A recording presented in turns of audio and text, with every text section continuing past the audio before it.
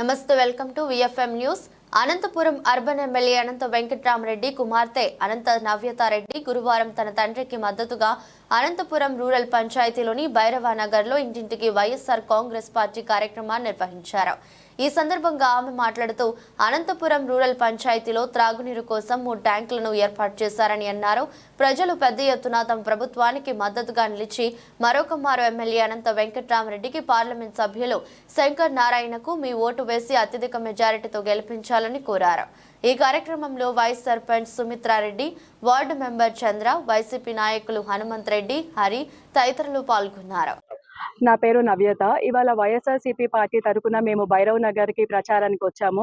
మేము, మా కుటుంబ సభ్యులము, వైఎస్ఆర్సీపీ కార్యకర్తలు, లోకల్ లీడర్స్ అందరూ ప్రచారం చేస్తున్నాము. ఇంటింటికి ప్రతి ఒక్కరికి జగన్మోహన్ రెడ్డి గారు ఇచ్చిన పథకాలు వివరిస్తూ ప్రచారం చేస్తూ ఉన్నాము.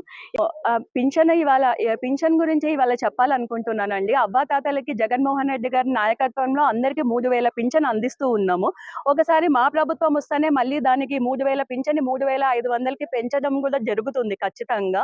కానీ చంద్రబాబు నాయుడు గారు ఇవాళ ఏం చెప్తున్నారంటే 4,000 పింఛన్ ఇస్తాను అని చెప్పేసి చెప్తున్నారు.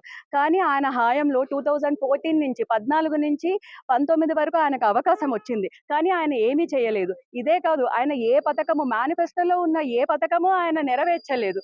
సో ప్రజలు కూడా ఆయన నమ్మడం లేదు. ఊరినే మేనిఫెస్టో వరకే ఆయన పథకాలు ఉంటున్నాయి కానీ నిజ జీవితంలో కానీ అవి ప్రజలకి ఏ రూపంలో అందించట్లేదు.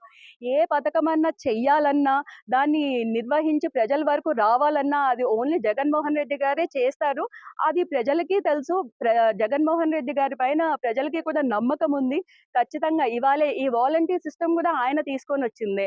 దాని తర్వాత నాడు నేడు 2019 మేనిఫెస్టోలో జగన్మోహన్ రెడ్డి గారు చెయ్యలేదు. కానీ ఆ పరిస్థితిని బట్టి అమ్మ వడ్డీతో పాటు నాడు నేడు కూడా చేశారు.